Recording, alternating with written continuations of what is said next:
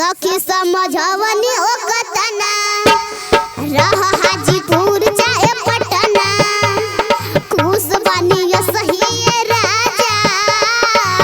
रुपया का होई बोला यतना फूल जस दिलवा के तोड़ गइले हमर राजा जहजिया से उड़ गइले हमर पिया जहजिया से उड़ गइले कैसे काटब बिना उनके रतिया इहे सोची तो धड़केला छतिया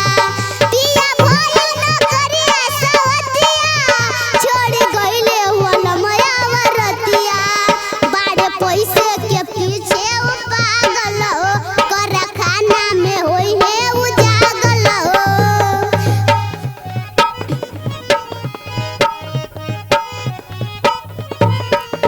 कैसे काटब बिना उनके रतिया